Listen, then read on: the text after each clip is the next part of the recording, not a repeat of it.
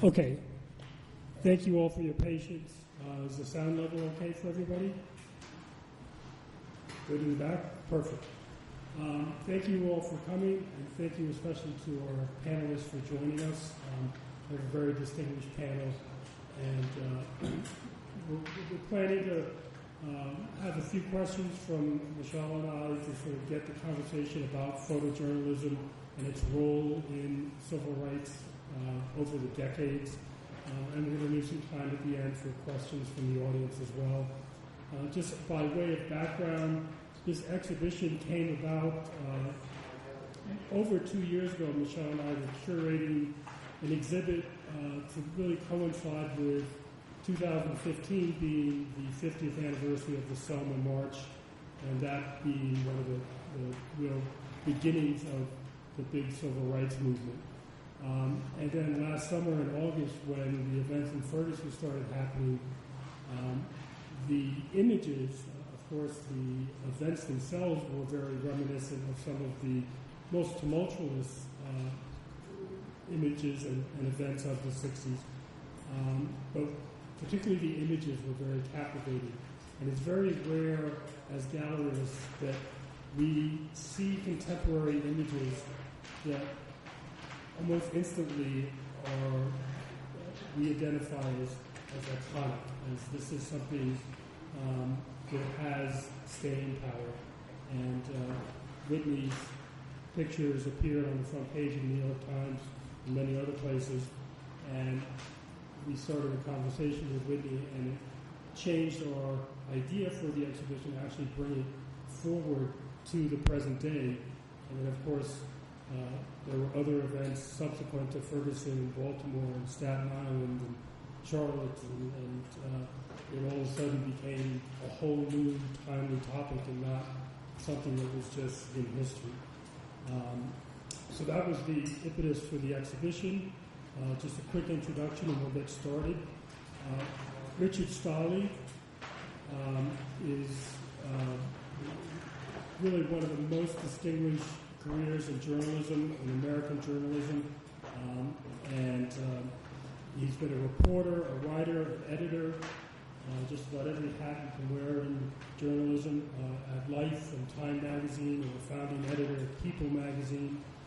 As a reporter for Time and Life, he covered many of the civil rights stories in the South, accompanied many of the life photographers on really incredible journeys through the South and photographing them.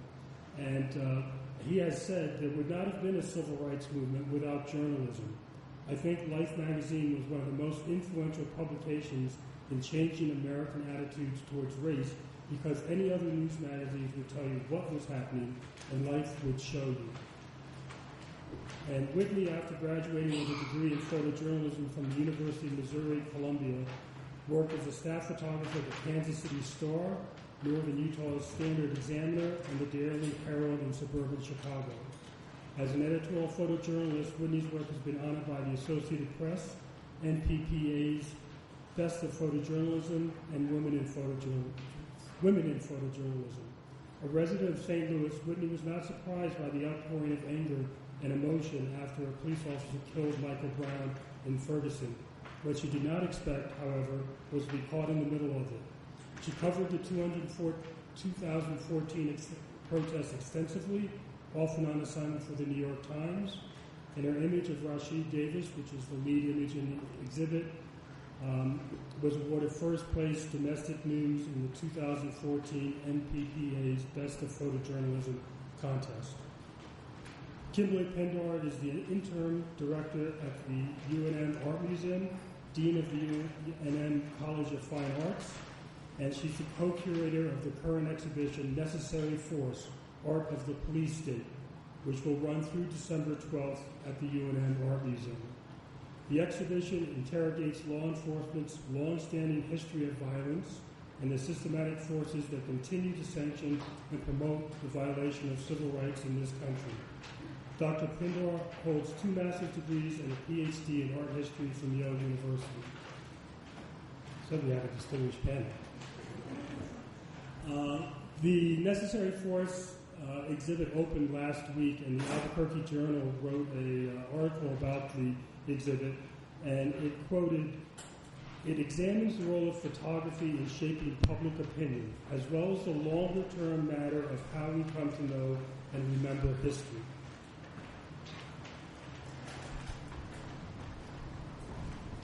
Okay, how's this? Okay. Now? Okay, so to start our discussion, I'd like to ask each of you to cite a photograph that was particularly meaningful to you and might illustrate the power of photography in its role in education and controversy through the years.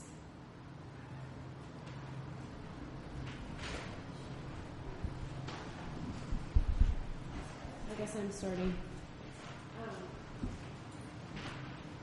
One picture that came to mind is a photograph by Kevin Carter, a picture that was taken in 1993, and it's a picture of a Sudanese child during the famine. The vulture arching. Sorry, I have a soft voice. Is that better? So the picture that I was just speaking about was taken by Kevin Carter in 1993, and it was a photograph during the famine in Sudan, and it was a child malnourished with a vulture lurching nearby. The picture became extremely controversial after that because people questioned why the photojournalist didn't do anything for that child. And it's something that I've thought about my entire career, is my role as a photojournalist.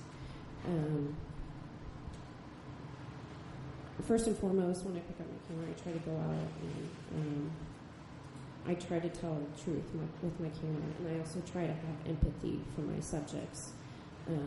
But there's a line that I've always struggled with as to when I should intervene. Kevin Carter, shortly afterwards, actually ended up committing suicide. I don't know if it was necessarily from that event, but I think that event prompted a depression. And I believe, sometimes the public feels like journalists should intervene, whereas I feel like it's my role as a photojournalist, it's my hope as a photojournalist by taking pictures that it's going to prompt action by members of the public or the government officials to intervene and to hopefully stop any kind of social injustice that's happening.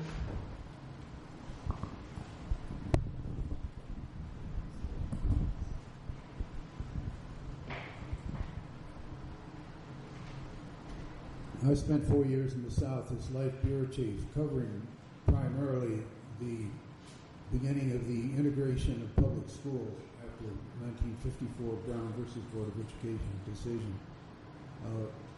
At that point, as Sid quoted me as saying, life was how America saw what was happening. Television, at that point, television newscasts were only 15 minutes in the evening, and you didn't depend on television to tell you very much what was going on. Look came out every 2 weeks, didn't cover the news the way Life did. So most of what I remember were school integration. The picture of those 9 students walking up the steps at Central High School in Little Rock, Arkansas, with the 101st Airborne with bayoneted rifles standing in front of the school to make sure they got in, and beyond them, the angry crowds that Governor Orville Faubus had managed to ignite. A less well-known but memorable picture, a young girl was integrating a high school in Charlotte, North Carolina. Usually, the NAACP would send several students into a high school, and for some reason, they sent this one tall young woman in to integrate the high school, and I was walking right behind her. There were cops there, but they weren't doing much to stop the boys from spitting. And I was close enough behind her that by the time the two of us got into that high school, we were drenched in boys' spit. Unfortunately, when she got into the school, some white girls came around and were kind to her, but it was a bad situation and she dropped out after 3 or 4 days. But the picture I remember most vividly was the last sort of bona fide lynching in the South. 1959, Poplarville, Mississippi, one of the scariest places I've ever been in my life. This young black man, Mac Charles Parker, had been accused, probably unjustly, of the rape of a white woman. He was in the county jail. He was about to go on trial. A crowd of men came into the jail, dragged him down the steps, took him out to a bridge over the Pearl River where they were going to castrate him, but a car came along, so they shot him twice in the chest, threw him in the river, and his body was found 10 days later. I was in Atlanta at the time. A photographer and I flew by charter into New Orleans, drove into Poplarville, and when you went into a situation like that, you wanted somebody to know you were there, so you usually went directly to the police station, so at least there was some record of you being. This was too small to have a police station, so the sheriff. We walked in, said Life magazine, which usually was like it is a 4-letter word, and it was then too. To my astonishment, the deputy sheriff was kind to us. I said, "Can we see the jail?" He said, "Sure, come on." So he took us in there, took us up the steps, still bloodied from being dragged down. Then we got to the cell that he was in. Empty bunk, and sitting directly next to the bunk, 2 boots that had never been put on the night before.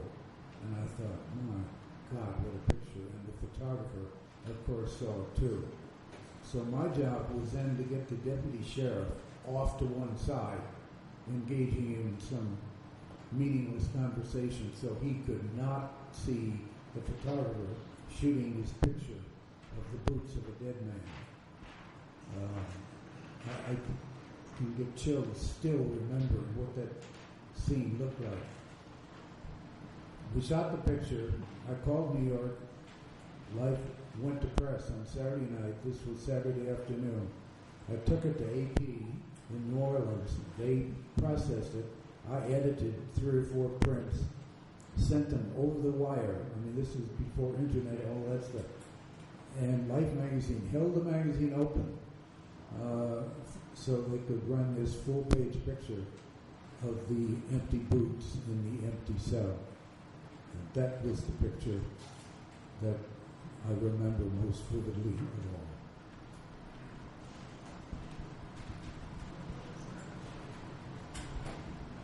I guess we'll just keep the same one. So because I'm a historian, I thought of a photograph that is actually represented in a contemporary work that's in the show that is up now that I curated at the University of New Mexico Art Museum. And you won't be able to see it, but I think many of you will still remember it.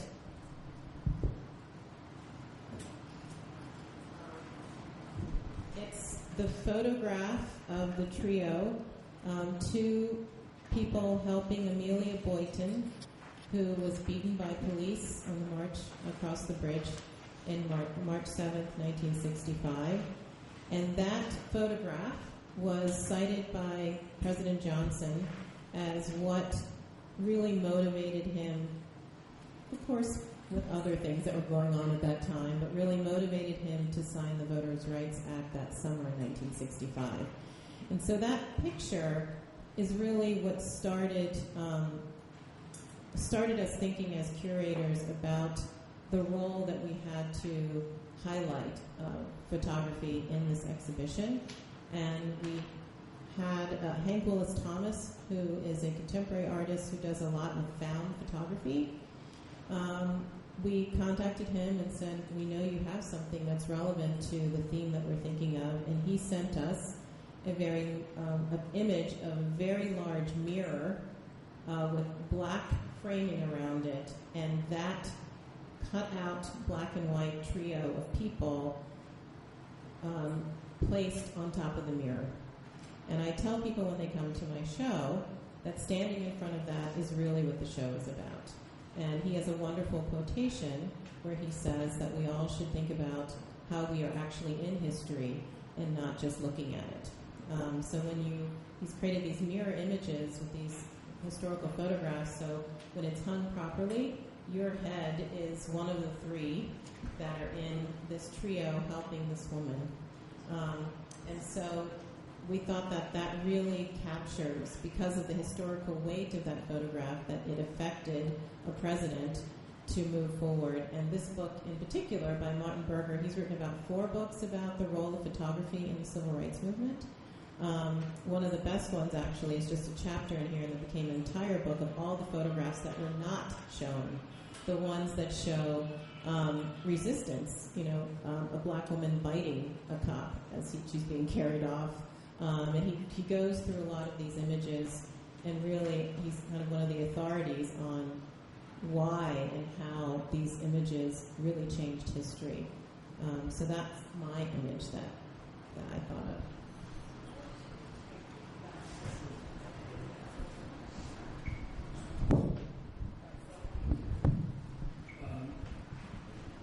So I think that following up on important photographs and photographs that have had that impact, maybe we can talk a little bit about being in the moment. And we've been very fortunate to know many of the photographers whose pictures are on the walls, even though several of them are deceased now. And all of them said, as photojournalists, they covered many different stories, not just civil rights, but other events. But they said covering, particularly the South civil rights events in the 60s, was different because every one of them said, in the moment they realized they were covering a life-changing story, and this was something that had not just local impact or national impact, but potentially worldwide impact. And other times, photographers said, photographed Einstein, and he had already made his mark, but I photographed somebody who was yet to make their mark. They didn't realize the gravity of it. But all of them, I think you've said this when we've talked, also, in the moment there, you knew this was something big. And I just would like, particularly for Dick and Whitney, to talk about 50 years apart. What was being there? How did you recognize what was happening?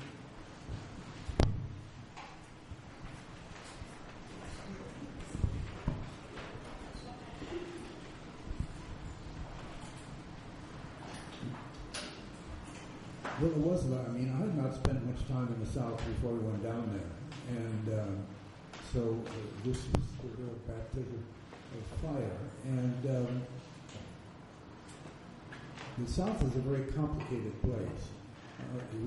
Journalists and photographers, reporters who parachuted in for stories, come in when a big story was breaking and then left when it was over, never really understood what was happening in the South. And those of us who lived down, New York Times, Time Magazine, Newsweek, Life, all had bureaus down there and people who lived in the South. And we could see the South changing. We could see it changing as a result of the journalism we were doing, and particularly the photographs. And those who came in from outside saw only the anger, and God knows there was plenty of that, and it was a scary place. It was not only life-changing, it was life-threatening. The photographer I was with in Tennessee broke his leg when he jumped off a truck and the mob was chasing him. And he kept right on running on that broken leg until he could get to a police car. It was clear that the South was changing. A famous writer named John Bartlow Martin wrote a series for the Saturday Evening Post. The title of the series was The Deep South Says Never. And that wasn't true. We could see the South changing around us, and the best part of it was we knew that we were the instruments of change. The South was reading Life magazine and New York Times and Newsweek and all the rest, seeing those photographs, and it was having a tremendous, if quiet and gradual, influence on the way they felt about the way they lived since the Civil War. And that was probably the most exciting thing that was happening there. That we were in the midst, not only life-changing for us, but an area. Their lives were changing because of the reporting and journalism we did down there. And to me, I've been in journalism since the age of 15. It was by far, and I've covered Lyndon Johnson and others, being in the South those 4 years was absolutely the most rewarding and satisfying work I've ever done.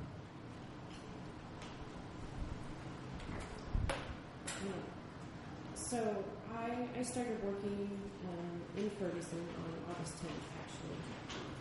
Michael Brown shot and killed on August 9th, and I received a phone call from the New York Times from a photo editor asking me to attend a protest and photograph a protest on August 11th. The family of Michael Brown was supposed to be there. They were supposed to be protesting outside the police department. The day Michael Brown was shot at happened to be out of town. Sorry. A little closer. The day Michael Brown was shot and killed, I had actually been out of town working on another assignment, and I didn't know much about the story. So on August 10th, I decided to go to Ferguson, which is about 20 minutes away from where I live in the city of St. Louis, to attend a peace vigil for Michael Brown at the location where he was killed. And I didn't actually intend to take any pictures. I just went out there to evaluate the scene. Brought my camera along. I ended up photographing this large peace vigil. Then as it started to get dark, I decided to leave the crowd and disperse somewhat. And I realized I went out onto the main business strip, which is West Ferguson Avenue in Ferguson, and I couldn't leave. The police had blockaded West Ferguson Avenue on two different sides, and so I was trapped along with numerous protesters. There were about 30 police cars deep on the road, keeping people from going in or out of the area. At that time, it was still very peaceful. There were members of the clergy, leaders in the community who were trying to keep the police and create a line between the police and the protesters. It started to turn dark, and just to give you a little bit of a backstory, St. Louis doesn't have really a history of protests and riots. The city doesn't protest or riot after we win a World Series. It's a fairly calm city.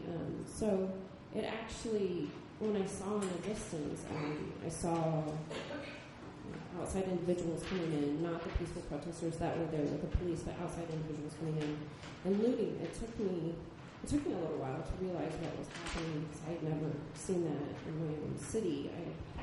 I cover violent demonstrations in Port-au-Prince, Haiti, but it was such an odd experience to be seen in my city.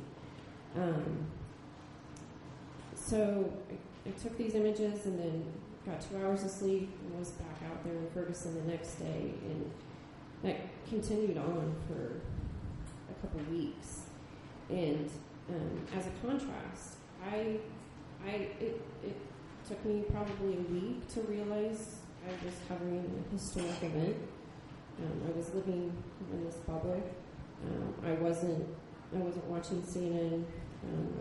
I was reading the New York Times and doing my job every day.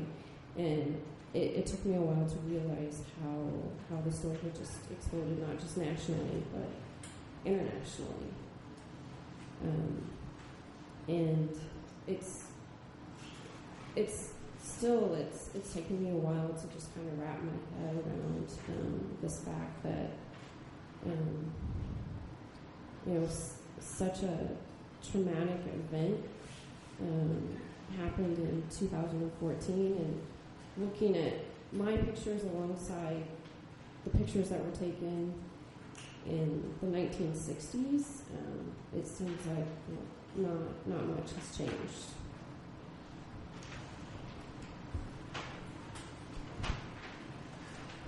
And now I'm just going to switch over a little bit to Dr. Pindar. The Albuquerque Police Department is under investigation by the Department of Justice.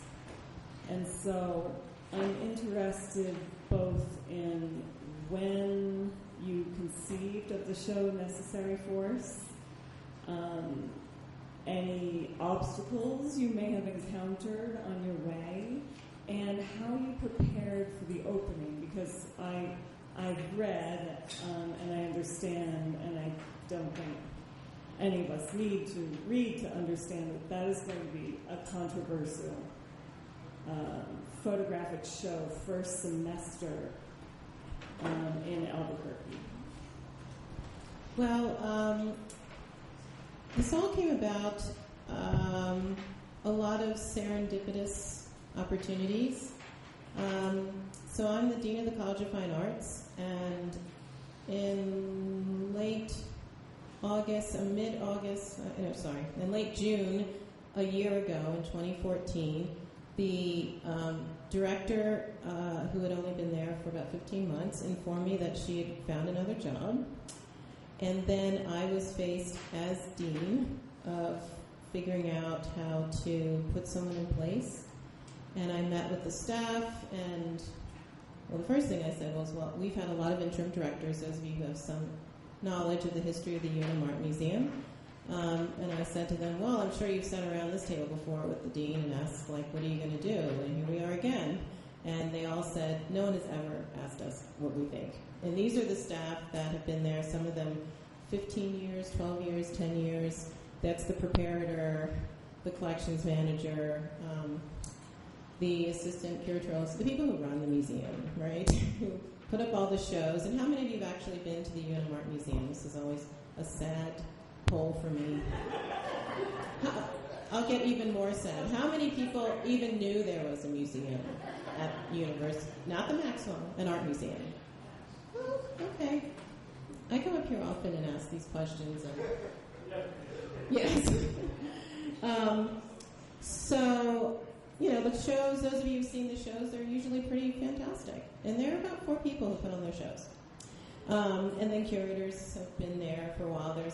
We've had a very extensive run with a photography curator. Well, she retired, so we also had all these retirements. So basically the museum was empty except for about 4 remaining staff. And I had to come up with interim solutions. They've had a number of interims. So the preparator, for instance, who's been there a little over 10 or 11 years, had 6 directors.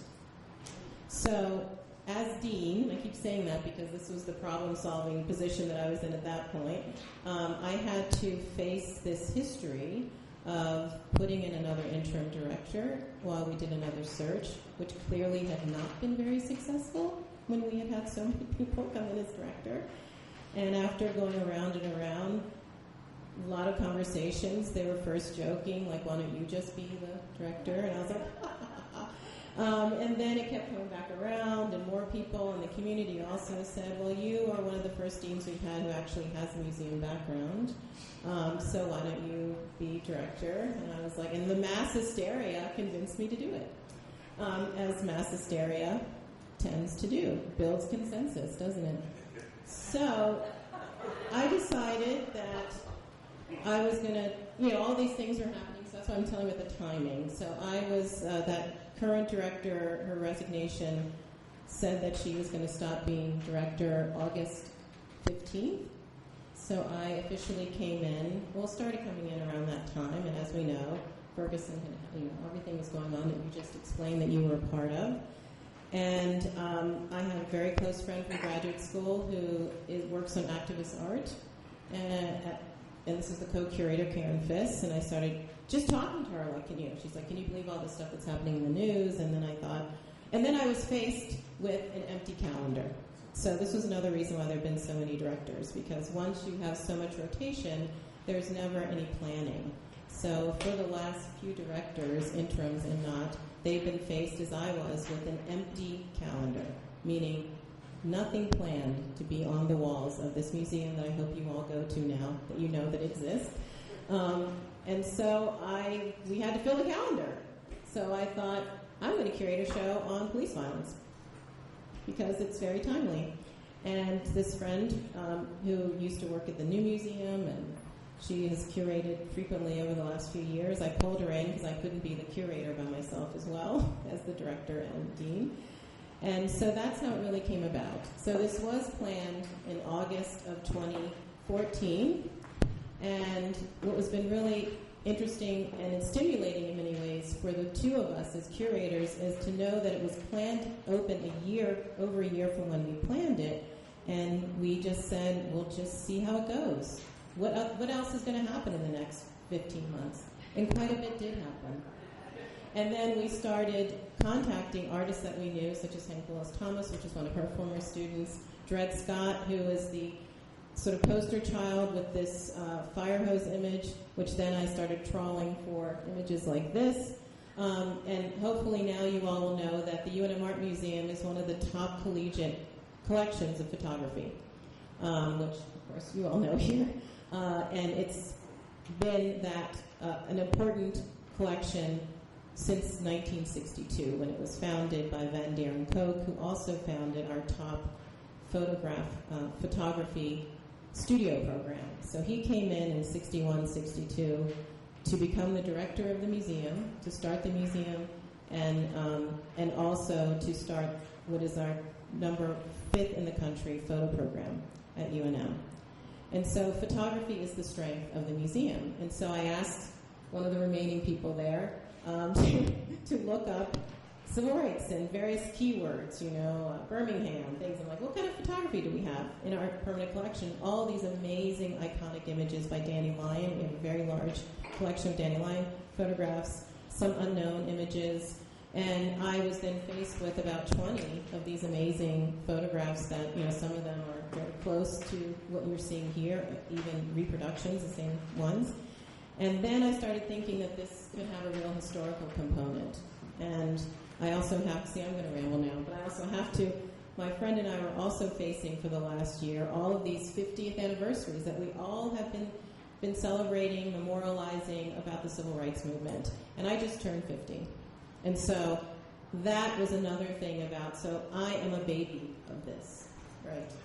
And my parents were a part of this, and I have only benefited from this. And so I felt that every anniversary, a number of my friends who were turning 50 every month, you would be sort of framed or bracketed by another civil rights 50th celebration. And that, again, I think, as it's been framed in the media, which you said 50 years later, where are we? So 50 years later, where am I? I'm in a position to curate a show, which I call my really lame activism, to put something political in a white box that maybe other people will say. But, This is the least I could do with the education that my parents created for me. And what about, was there a body of some sort that you had to run this by, especially the police violence? Well, this is another part of the serendipity. So the chain of command is the curator asks the director to vet the show, and then the director goes to her supervisor, who is the dean.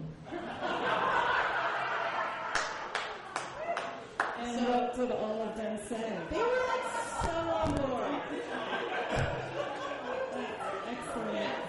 And another part of it, when I sat down with my interim team, is the whole idea of academic freedom. So another thing that was very unique at this moment is that our museum employees do not have faculty status that has tenure.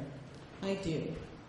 And so that was another thing that I thought, well, I could do this show, and it's possible that no other director or curator would have actually felt they could do this show because they could have been fired. Right. And stay tuned. Who knows what will happen to them? And what about the community as a whole? Have you received pushback from the Albuquerque city of Albuquerque? So far, not really. And I have to tell you that the academic freedom part was very important because that is the amazingly articulate speech that you can actually see online that our provost created in response to any criticism. And another thing that I was very aware of being dean was that there could be quite a bit of negative blowback. The regents have to be answered to.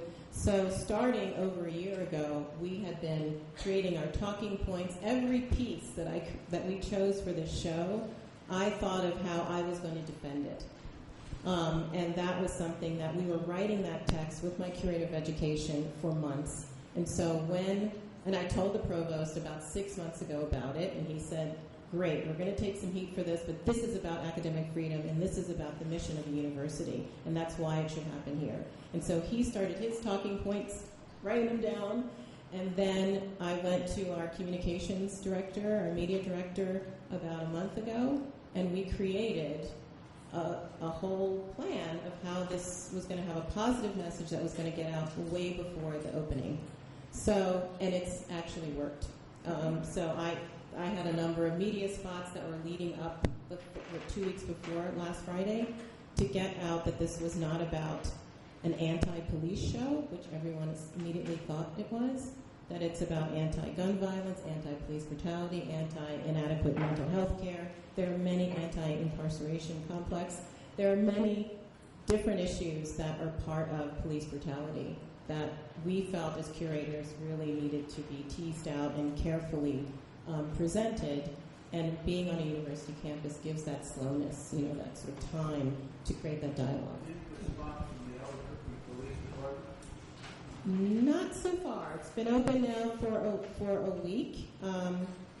We have been trying to get law enforcement to participate in some of our programs. Another thing that was from the very beginning very important was to have a lot of community programming. So October 10th, we're having a giant community dialogue in the lobby of Popejoy, where we've brought in and invited many groups to have roundtables to discuss all of these issues.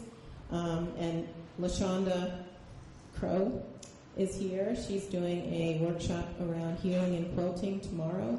And she spoke last night about her use of quilting and art to heal communities that have experienced a lot of institutionalized violence. So that's probably the last you want to hear from me now. Not the last. No, but I do want to, what is our time? Because I want you guys to be able to ask some questions. We could probably go about 10, 15 more minutes. Okay, so speaking of danger, Dick, Whitney, you've both experienced a real physical danger covering stories. And if you could just give us an idea, I know, Whitney, you were actually injured, and I'm not sure, and I hope, Dick, you were not, but you have described the real danger. And if you could just get specific about that in some kind of anecdotal way, that would be great.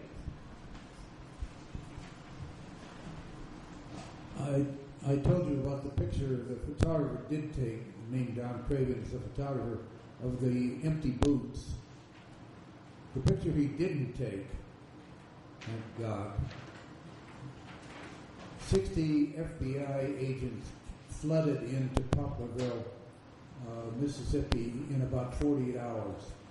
And I told you about the deputy sheriff who took us into the jail. He was the deputy sheriff who the night before had let the mob in. This was a very complicated place, Poplarville.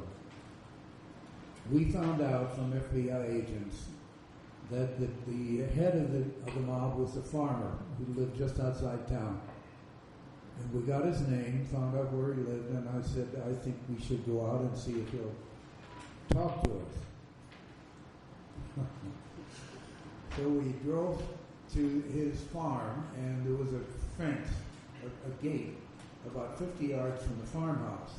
So we parked the car, climbed over the gate, started toward the house, and I looked up, the door opened, and the farmer and his 2 adult sons came out with shotguns, all 3 of them pointed at us.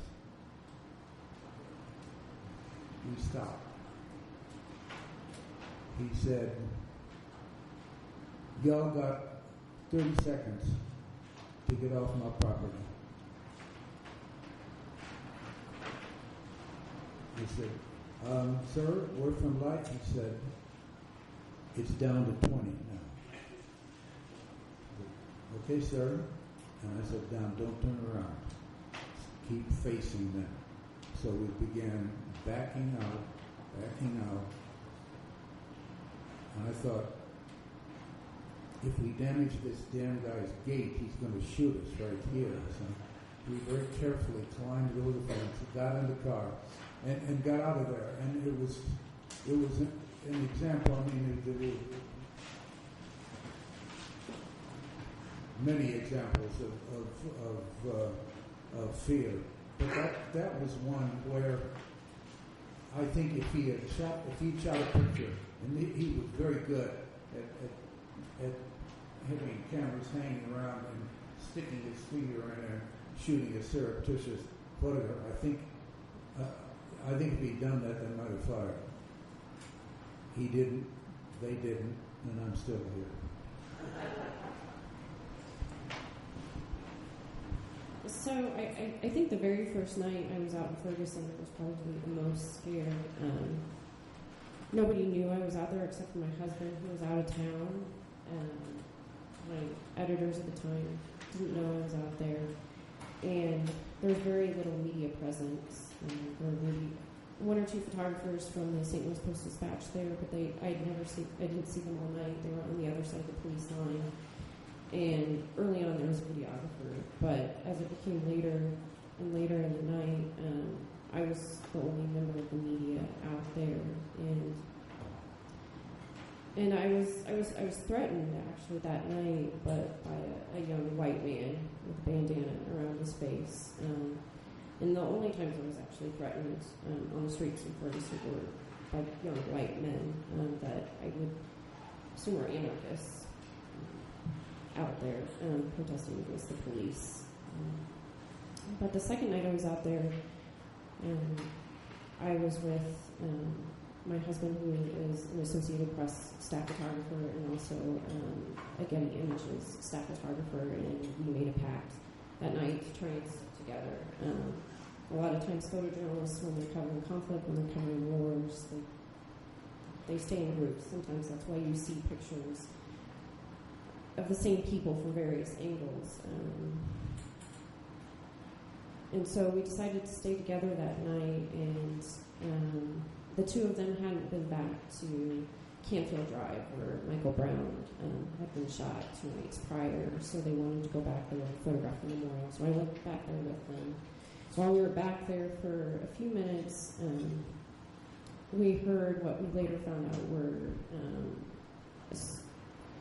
smoke bombs and tear gas canisters being thrown by the police. So we raced up to a few blocks up to West Florissant Avenue, and I went up there, and that was the first night where we saw the armored personnel carriers, people called tanks, out on the street.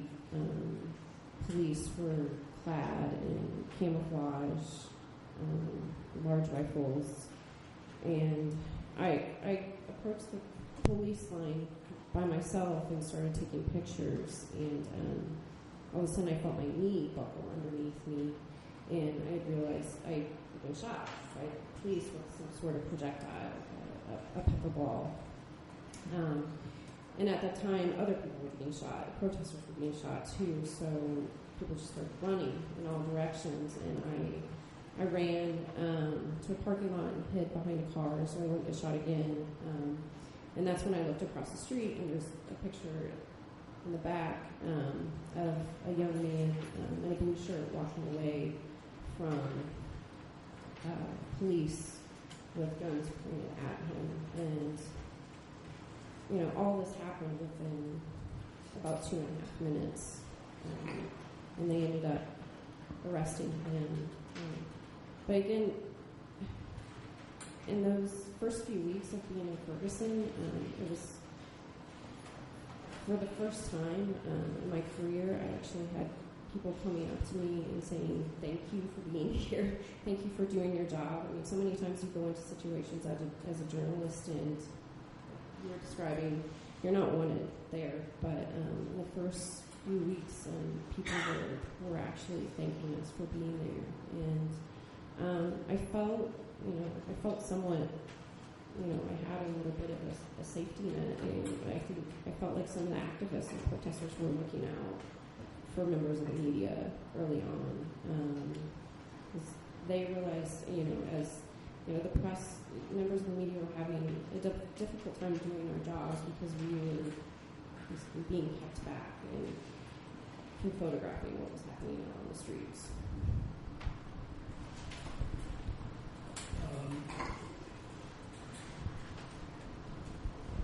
We'll do, I think, maybe one more topic, and then we'll open up for some questions. But we've heard a couple of times about nothing has changed when you look, at circumstances in the 60s and today. And Michelle and I have actually had thousands of conversations with gallery visitors over the summer, and some have remarked that, the same after seeing the exhibit. This is depressing. Nothing has changed. And we've talked about it, and I think it sort of dovetails into a subject that Whitney was just touching on, which is the importance of the press being able to get to the story, to tell the story. Because without these pictures, without the pictures in the 60s, and without the pictures of the last year from the various events, the public really wouldn't have all of this information. But things have changed, and I think that, from speaking from maybe a private opinion of ours, but tremendous strides, as Kim said, she's a result of this movement. And so, rather than seeing some of the contemporary pictures from Baltimore, Ferguson, other events, it's almost like the racism and the bias and all that, it's like a disease, and we can create vaccines for the disease and make them go into remission, but it's always lurking there, and it sort of raises its ugly head, and I think that there's been a succession of incidents where that's happened, but the photography that's captured that, and then you add into that the proliferation recently of cell phone videos that have been brought out of police misconduct, whereas that couldn't have been proven without the video in years past. So I think that it's actually a positive, that there's the press, the pictures, the publication, the videos keeps us ever more vigilant so that even in the dark recesses this can't continue. And I'll just throw that out maybe as opinion and let everybody comment on it, and then we can... And I'd just like to add to your burden, if the most important photographs are images that we weren't meant to see. And so within this change, because obviously much has changed, let's just talk about the importance of the free press in revealing what we are not meant to see.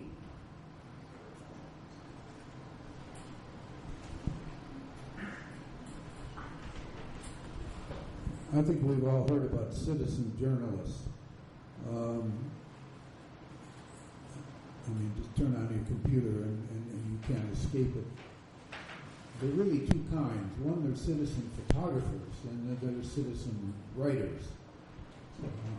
I trust citizen photographers a great deal more than I trust citizen writers who can twist things, give me their point of view, not do the reporting necessary, not be edited the way journalists should be. But citizen photographers, as he said, these particularly racial incidents that we've had in the last 2 or 3 years, we simply wouldn't know about it. These would go unnoticed and unpunished, as a matter of fact. So I think the digital age has brought us a lot of problems when it comes to words, and I think it's brought us a great deal of knowledge and knowingness through the photography that citizens have taken because they happen to be at the right place at the right time.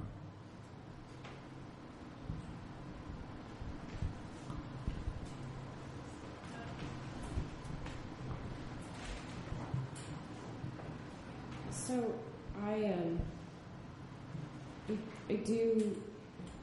do truly believe with some of the events that happened in Ferguson, if members of the press hadn't been out there taking pictures, shooting video, and writing stories of what was happening, I think it could have gone on longer. But I do believe that the importance of Twitter, especially in the events that were happening in Ferguson, really gave the actual protesters a voice. But I think, one thing to note is that you said that you trust photographers more than writers. I still believe that it's possible for some photographers to go into a situation and not be objective. I think it's incredibly important for all members of the media to go into these situations and try and show both sides of the story, whether or not you personally side with one side or the other. And I think for me early on it was a little bit difficult to have some empathy for the police officers when they were preventing me from doing my job, but I still basically had to step back and try my best to show the entire picture of what was happening.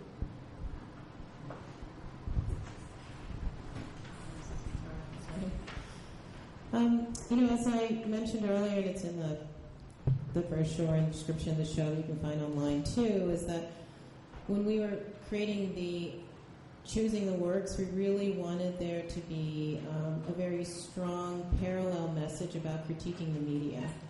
And I think that this question about access, so we started talking back and forth, the curator and I, is that, again, as the year progressed and there was more videos, more lapel camera things, and we actually have a piece that's about lapel cameras in the show, that we started talking about things are different because we have more access, but then the flip side of that is that there's just unedited access, right? And we had a great discussion with some of the artists last week about the civil rights movement and how it was so incredibly constructed, and planned. And that I think what you're seeing here, that I think really comes out when you look at these images and the comparison of how the media and how the movement presented itself to the media has played out and continues to, is that I think lessons more about how do you also harness this imagery to create a successful movement for change. And that's what's so wonderful about these books, about the civil rights movement, is that, one of the things that's always so striking, even the front cover here, are the incredibly well-dressed black men in their hats, right? So it's what we remember about these images are beautifully dressed black people being attacked by dogs. Their clothes being soaked, the clothes they wore at church on Sunday, soaked, right? Because, again, that iconic image of Rosa Parks, that's right, she just didn't want to get up that day. She's in a beautiful linen suit with her police shot, right? That's part of how the movement was planned and carefully constructed, knowing how important the media and the access to these images were. And in contrast, this is the conversation I'm hoping to have, that we want to have in our show, is that now we have so many more images, so much more video, that also is a snake, kind of a wild tiger that's hard to pull in. And the fact that, many of the police violence that's so reported that we're also aware of now because of the media, there are people who are being killed on that amount, every year in neighborhoods. It's just the access that we now have that's made it into a national concern through the media. And therefore we don't have carefully chosen iconic victims that then allows, through the news media, even more manipulation of, well, this is a victim who actually had committed a crime, or, So we have that uncontrollable way in which I feel personally that it's being used to damage the potential of a movement that could be as powerful as the civil rights one 50 years ago. But I think, again, the centrality of controlling those images and those iconic heroes and martyrs. This is just the history of art, really, right? Is something that we haven't got a handle on. And I have my son even asked me about how do you, we have this discussion, he's 15 and wants to be a mayor, about how do you, he feels so disappointed with some parts of the movement that he's seeing now, And I said, well, that's maybe something we need to teach in college. I don't know, like how to run a good movement, an effective movement, right? But the first course should be about managing your media, right? Absolutely. We're so inundated with images that we really have no special relationship with them at all, which is 50 years ago, if you thought you might be photographed, you got your hair done. You really paid attention to that. And so that's such a fascinating perspective. The inundation of photography is diluting the movement. So we'd love to take some questions and have you directed to anybody on the panel if there's anybody interested. If you can maybe, I don't think our chords will reach, but if you want to try and yell it out, I can repeat it. Is there anybody?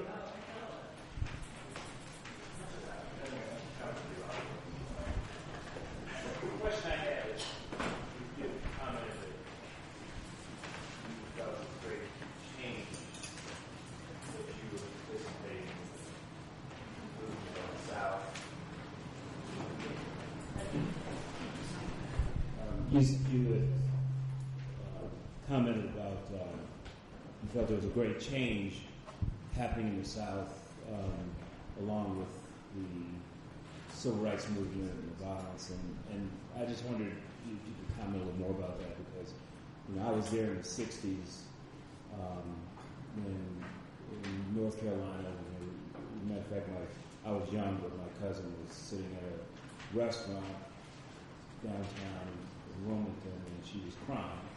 And I was like, why don't you get something to eat? Well, obviously they were having the sit-ins that were orchestrated. And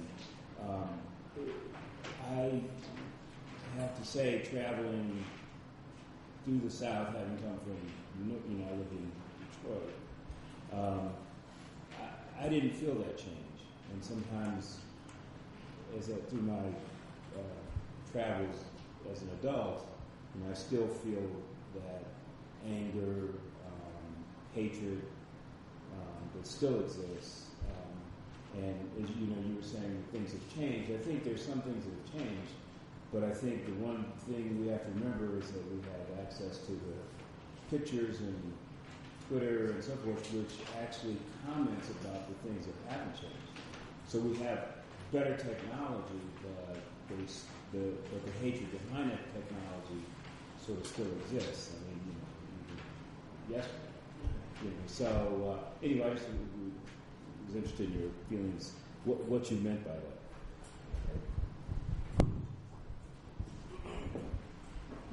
I meant primarily institutional change.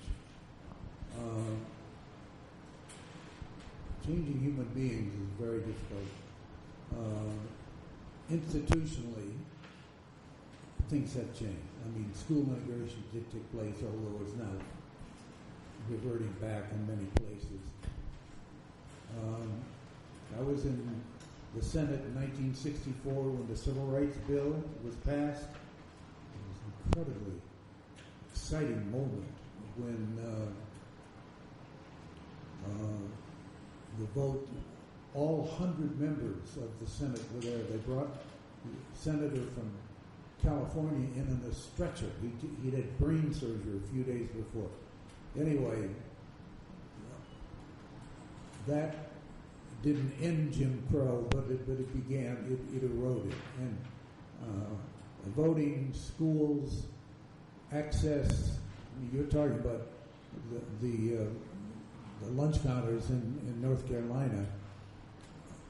North Carolina was one of the better states in the South, as a matter of fact, during that period. So Jim Crow as an institution really is over. If Jim Crow were a human being, I couldn't be that sure that he has changed.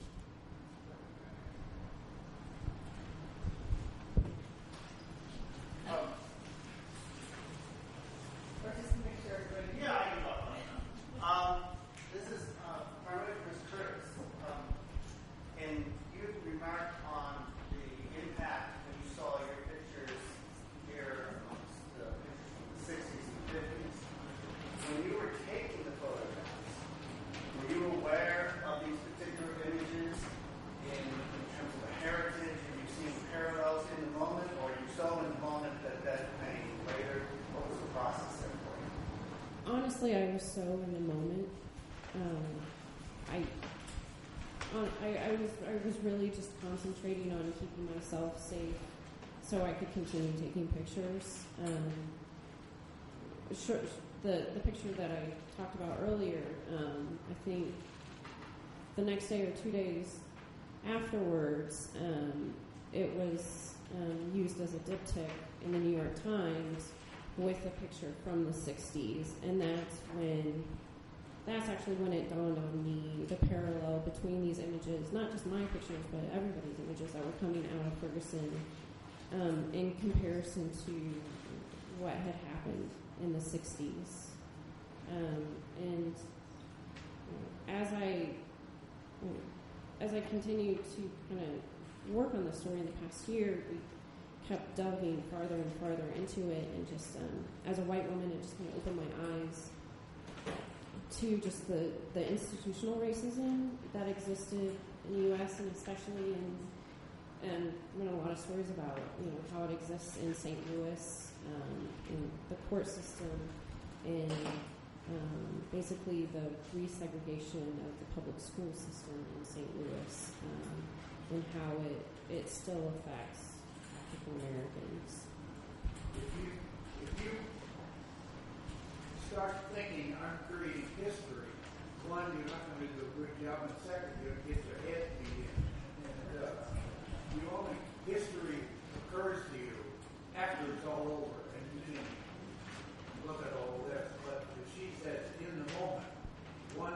got to do your job. You got to protect yourself. That's why, in the moment, is the only way a reporter or a photographer can operate successfully.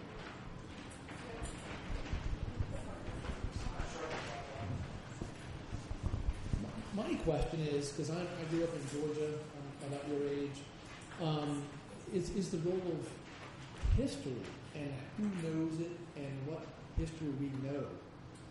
The reason I ask about that is because social media is the images and whatnot that has changed information flow in democracy. Social media, there are images, there are all kind of opinions out there. But I also know in conversations with friends, they don't. Isabel Wilkerson, who wrote this wonderful book called A Woman of Other Sons, which was about the Great Migration. 6 million folks went north, New England, west. And she wrote after Ferguson, maybe after Eric Garner, that this was really about the North and whatnot and how they're dealing with the Great Migration in some ways. We saw with the Confederate flag issue that it's also still there very deeply in the South. But when I talk to friends on social media, it seems like they don't know some of this history. My white friends. And sometimes my black friends know all of it. And I'm wondering how do we work this as Americans in a democracy?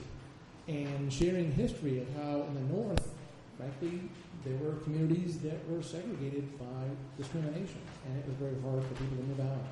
We know about the Southern history, and the South deserves all the opprobrium. I say that as a Southerner. But I'm wondering what you guys think about how we learn history in this country. And I think it's, again, a challenge, and that's why if you come to the show, and you all will, you will see that I was also insistent on having an entire table of books. Because I think when you're in the classroom now, you can ask any professor that you might know, is that there is very little interest by this generation of young people aged, let's say, 13 to 30, about history. I mean, and that, again, I like to blame everything on over-access to everything.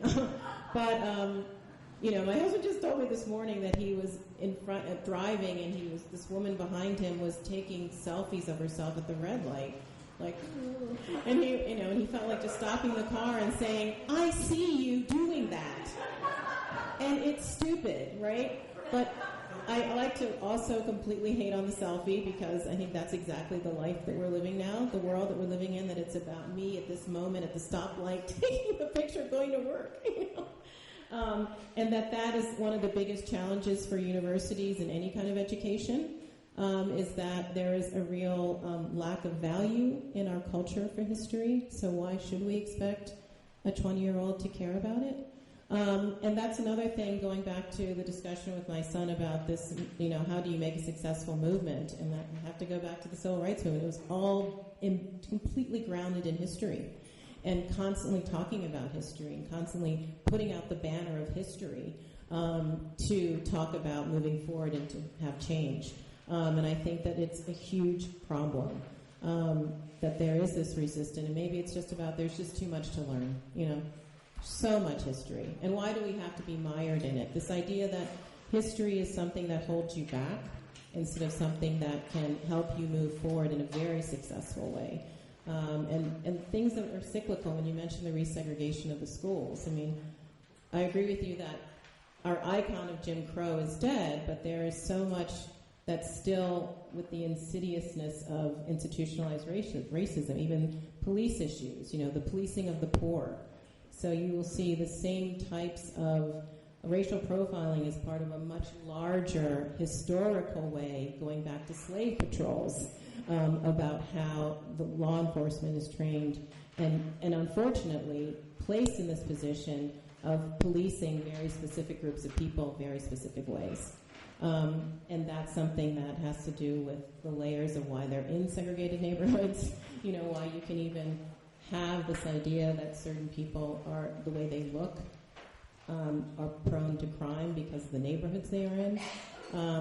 And that's another part of the show, is about incarceration, and this one piece called $1 Million Blocks that shows in statistics that in one 17-block area in Brooklyn, $17 million has been spent of taxpayers' funds to incarcerate 109 people that keep going through the revolving door of the prison system, meaning $1 million per block, just for incarceration in that area. And that was just that's one neighborhood. So these types of things, I think, are so important for people to understand that, yes, we have moved forward, but there are also certain things that have just become so ingrained in our society that still been keeping other, large groups of people in the same place, just maybe looking a little different.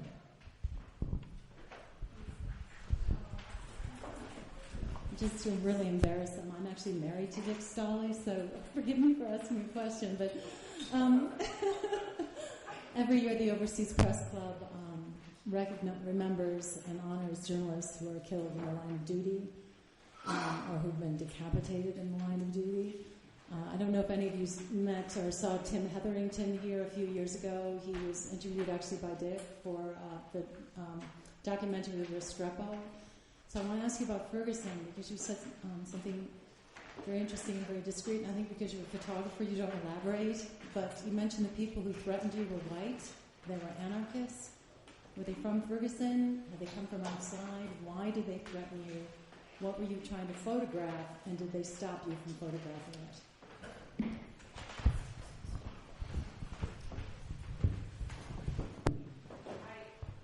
I said I thought they were anarchists. I'm just assuming they were young white men. Typically, most of their face was covered,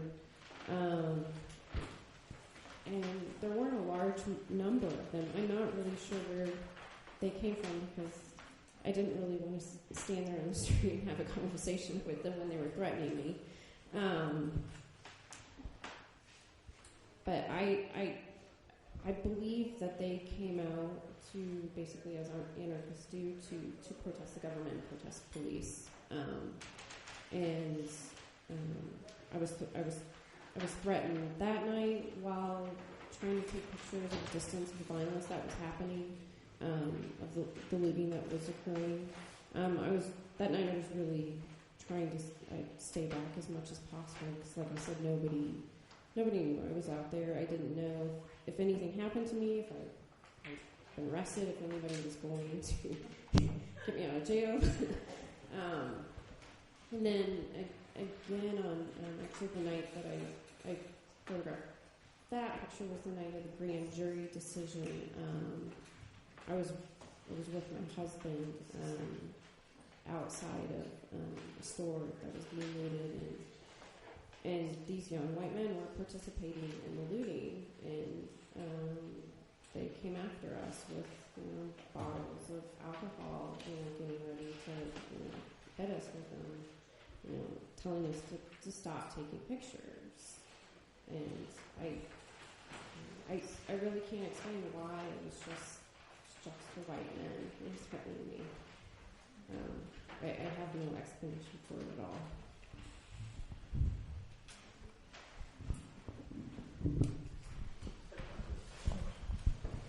As a current resident of Columbia, South Carolina, I can say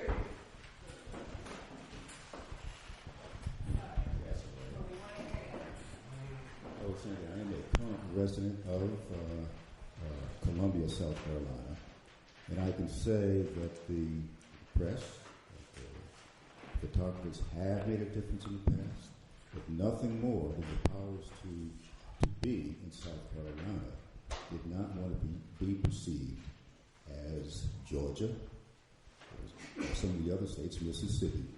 So they pride themselves on having integrated their universities peacefully, and that was because of the press.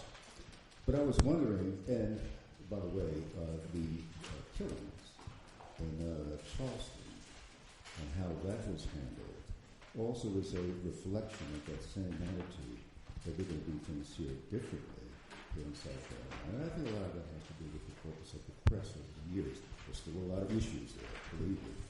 Like you said, the South is a very complicated place. But I was wondering, I've been reading a lot about photojournalists being let go from future media. What does that foretell in the future?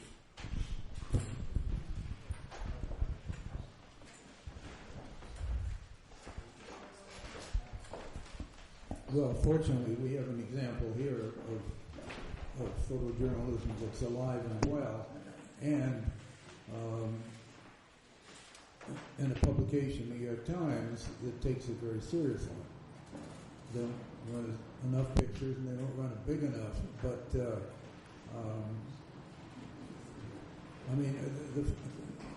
this gets involved. Social media is.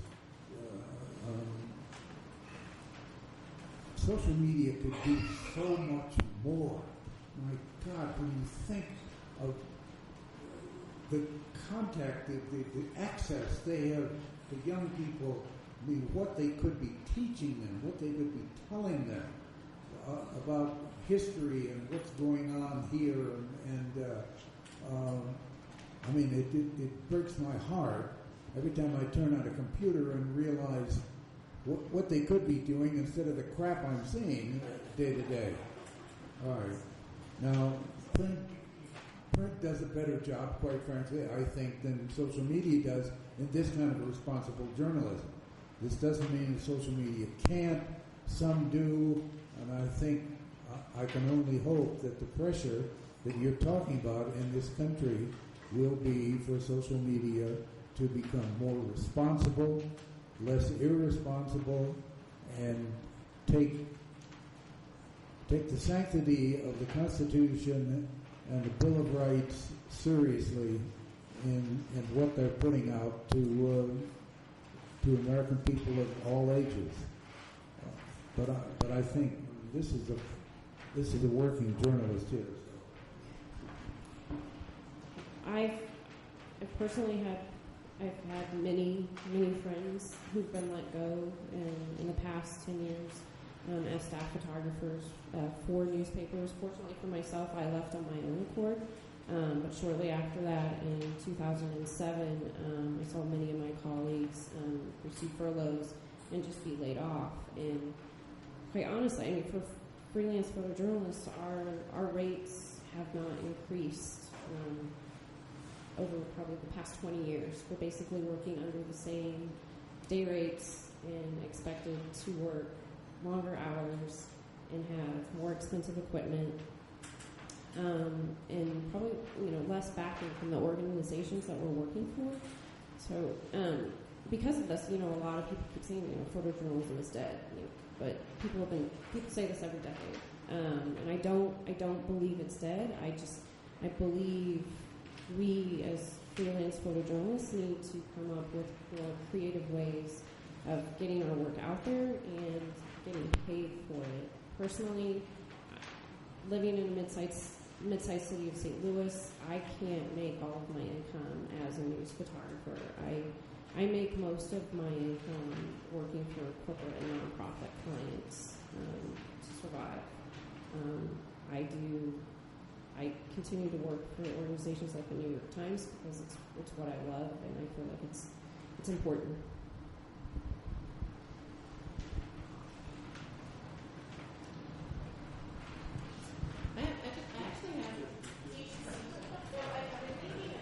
I just want to revisit, the question about you being harassed as a photographer and some of the stories that we were talking about as being in these situations, and I keep writing down here the white witness. So, when you look at all these photographs, and I'm thinking of one in particular in the show by Danny Lyon, and it's actually showing a black photographer named Clifford Voss, who is being kind of pulled apart by 3 different National Guard officers as he's being arrested, and there's a sit-in. So the photographer, Danny, is standing kind of behind these a group of young black people who are obviously doing a sit-in. They're trying to be peaceful. It's a very well-known photograph because one of them is pulling on the leg of the black photographer who's being pulled by 3 other of the other National Guards. And I think one of the famous quotations is that this is it was in the newspaper and periodicals, as this is showing a country at war pulling apart this person. And what fascinated me when I started researching it was that it was a photographer. So you actually were seeing their experiences of two photographers. Danny Lyon, as I call the white witness, who was, like you all, there in the heat of the moment, photographing this event where the other documenter was being completely sanctioned, right? Was being taken away. And I don't know what else to say about that, but I felt that, when you're talking about, I don't know why I was such a target, like you're saying as a white woman was a target, and I think that maybe it has to do with you being seen as a betrayer or, that you were an outsider in this situation where you were basically going to be documenting what these white men were doing. They didn't care so much maybe about the black looters, but that you were being called out because of that. I don't know, but I think that relates to this larger idea that I've been thinking about when looking at these photographs about the white witness and your role as putting yourselves on the line for that. So I'll get more comments about those experiences, but that's something I think is an important theme, because humanity is what's in all of these images. And I like to also think about the person taking the images and the risk that they are also having and how they're feeling if you've been expressing that. As a contrast, there were other photojournalists up there who were African American men. Two friends of mine who were very, very large African American men, I know had different experience photographing Ferguson because they were afraid of being attacked by the police. They were afraid of, and that, it happened. They got, the police would confuse them as, members of the protest movement, and, they would get caught up in that. So their experiences were very different, and that's why I feel like it's extremely important for journalists to come from all different kinds of backgrounds, socioeconomic, and I feel like it's incredibly important for newsrooms to be diverse workplaces. I think gradually we're getting there, but for a long time, like you said, it was just whiteness. Yeah. Do you have any other questions?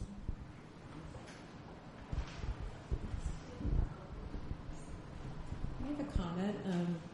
I'm an educator with a school that's preschool through 6th grade, and one of the things I do is I teach a geography club, and this year I finished my after-school class and came to this, and I'd have to disagree with the fire that young children have. I worked with 8-year-olds to 12-year-olds, and they love history.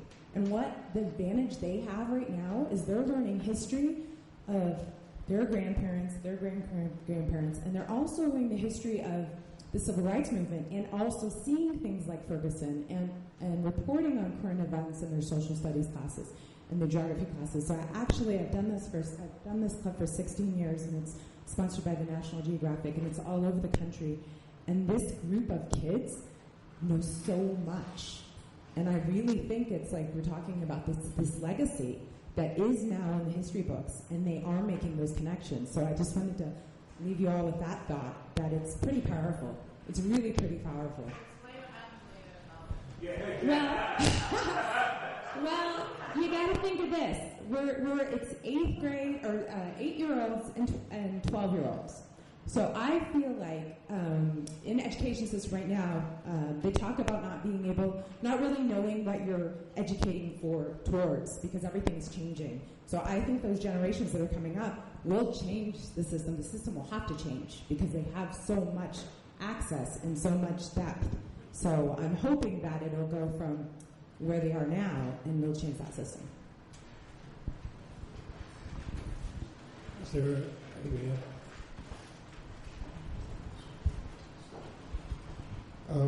I think a lot has to be said about the language we use when we're looking at the pictures. We were talking a little bit earlier about well-dressed, going to church, civil rights movement. And in this picture here, this man's wearing his fall overalls also.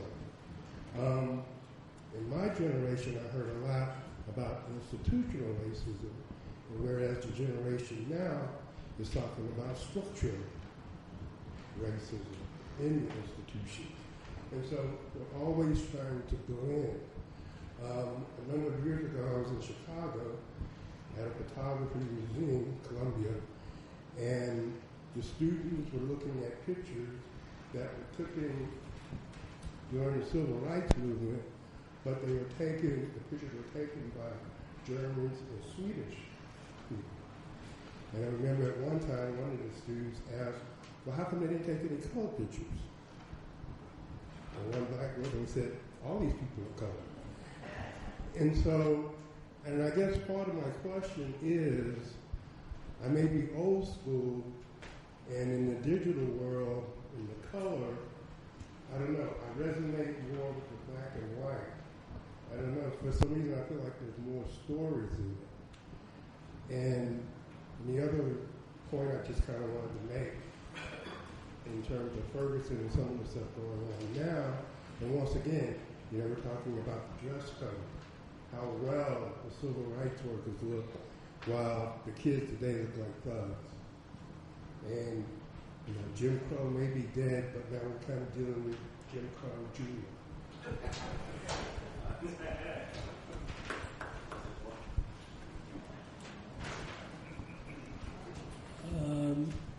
Well, thank you all. If there's not any other questions, I think we can wrap it up. And I think we have one last question, and then we'll wrap it up. Yeah, first of all, about the well-dressed black people, I saw tens of thousands of them on January 2009 on the mall, and it was an incredible thing to get. On the other hand, I'm a retired police officer. I don't know if I'm the only one here. Let me back up at all. Well, yeah, I got this guy to pay. But I retired in 2002, and I have to say that beyond embarrassed, appalled, disgusted with everything that's happened in the last 15 years to police officers. And to the point where I actually wrote an essay that was in the paper last Sunday that about just I blame management, I blame administration, I blame police chiefs for allowing this to happen. And talk about the militarization of the tanks that you saw. What about the militarization of the officers themselves, retired vets from Iraq, Afghanistan, etc. These guys now, 15 years later, are commanders. They're shift commanders. They're the whole, they run the whole department. They're chiefs. It was not a police officer that came up with the decision to surround the group there in St. Louis that are Ferguson that night. That's a command decision. These guys they're in a different world. And since 9/11, you've seen police officers go from public servants to first responders. And police chiefs have overlooked this whole thing and let it go. The racial profiling began issue 15, 20 years ago. It's not over, don't get me wrong. But it was handled. It was made clear you are not to do this. This is against the law, and we're changing policy, and we're making sure you're not going to do this. So I'd like to see what you have to say. What kind of, you don't even know what the police officers look like. These were handed out by the chiefs, by the administrators, by the guys who got the purse strings. And this is where police departments have gone. I'd like to know what you guys think about that aspect. I do want to do my professor plug for a really good book called The Rise of the Warrior Cop, The Militarization of Our Police Force by Bradley Balco. And that book traces everything, connects the dots from, again, how some of the early auxiliary police forces were really to break up labor riots. It was all white people, who were going against the government. And one of the really interesting, there are many interesting things in that book, but I wanted to take a picture when I was here in the summer and I was driving alongside the Santa Fe SWAT truck. SWAT was created after the Watts riots and in Los Angeles. And that this is something which he makes so clear in the book, and it's almost like a parallel to institutionalized racism that's been just a little bit at a time. So there isn't, when I talk about a police state, we think about South Africa, we think about Bosnia, because it was someone came in and said, this is a police state. We're in a police state, but it's been created that way little by little by little. So now we are surrounded by SWAT teams. How did that happen, right? When did that happen, and when did it become something that is normalized to us? Which it very much is, because almost every small town has one. And then there's so many layers to it that I encourage you to read up on it, and that's one of my goals of the show, is that you go and Google something that you are questioning when you come to see the show. But the war on drugs created this commander structure where you get rewarded for petty arrests, and those arrests are drug arrests. So a detective investigating a murder, that's not an easy payoff. That takes a very long time. But shaking down someone for a couple of ounces of something, you log it in, you get overtime writing up the report, and this is, again, the 15-year thing that you're talking about. Those are also our commanders now, because they rose in the ranks, and they are giving the directive, more drug busts, because it's all about stats. And so that also increases the way in which, again, who's getting policed for the small drug busts, the communities of color.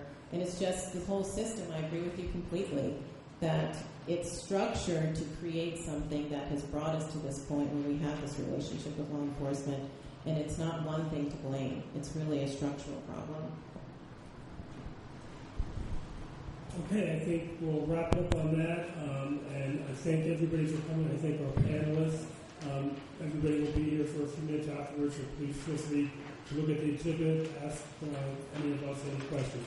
Thank you all very, very much.